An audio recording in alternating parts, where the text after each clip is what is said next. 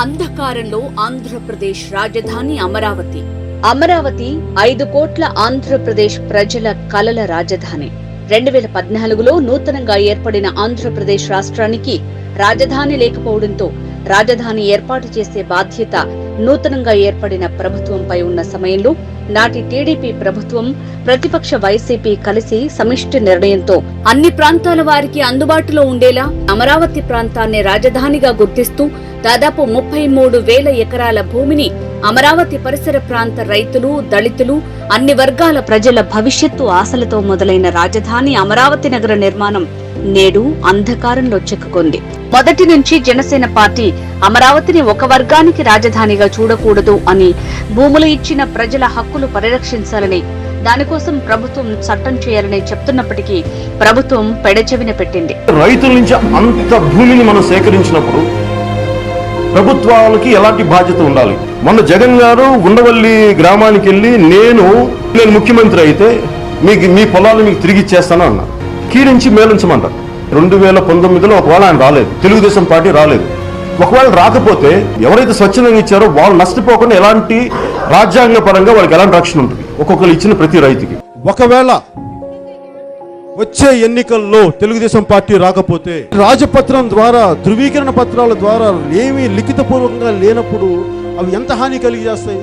ప్రభుత్వాలు భూములు లాక్కుంటున్నప్పుడు, భూములు సమీకరిస్తున్నప్పుడు ఇంకెంత బాధ్యతతో ఉండాలి? ఆ బాధ్యతని ఎలాగా మాట ద్వారా ఇస్తే ప్రభుత్వాలు ఎందుకుంటాయి? ప్రభుత్వాలు మాట ఇచ్చేటప్పుడు కేవలం పత్రాల ద్వారా ఇస్తాయి, శాసనాల ద్వారా ఇస్తాయి.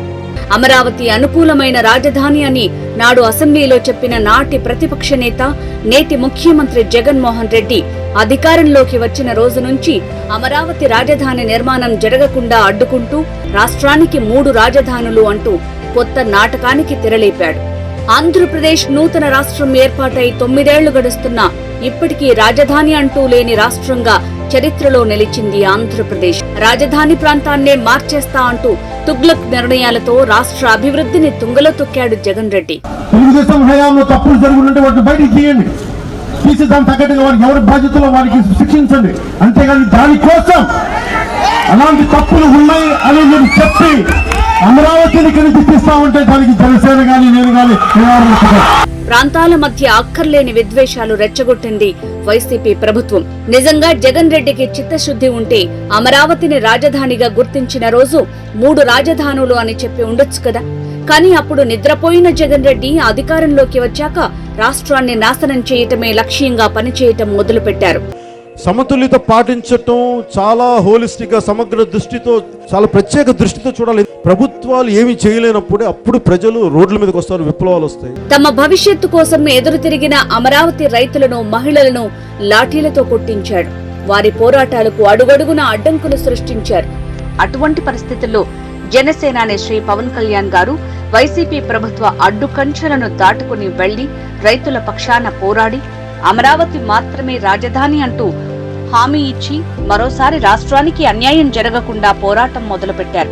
భరోసా ఇస్తున్నారు, అమరావతి నుంచి కదలదు, ఆంధ్రప్రదేశ్ రాజధాని అమరావతి.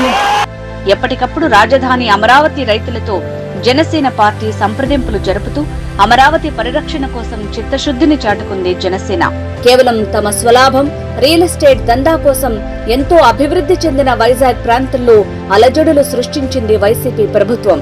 ప్రాంతాన్ని అభివృద్ధి చేయకుండా కేవలం హైకోర్టు ఏర్పాటు చేస్తే కర్నూలు అభివృద్ధి జరుగుతుందా అనే కనీస విచక్షణ లేకుండా రాయలసీమ ప్రాంతానికి వెన్నుపోటు పొడిచాడు జగన్ రెడ్డి. విశాఖలో రాజధాని పేరుతో జరుగుతున్న దోపిడీలను ఎప్పటికప్పుడు ప్రజల ముందుకు తీసుకొచ్చి వైసీపీ దోపిడీలను అడ్డుకుంటూ ఎదురు నిలిచింది జనసేన. ఇటువంటి పరిస్థితుల్లో రాష్ట్ర శ్రేయస్సు కోసం కేంద్ర నాయకులతో అమరావతి మాత్రమే ఆంధ్రప్రదేశ్ శాశ్వత రాజధాని అనే హామీ తీసుకుని రైతుల ముందుకొచ్చి భరోసా కల్పించారు జనసేన పార్టీ అధినేత శ్రీ పవన్ కళ్యాణ్ గారు.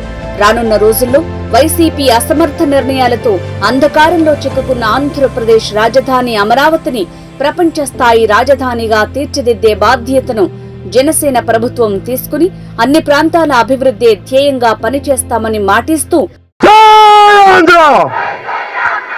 ఈ నినాదంతో ముందుకెళ్ళడం మీకు ఎవరు అడ్డం వస్తాడో నేను చూస్తాను.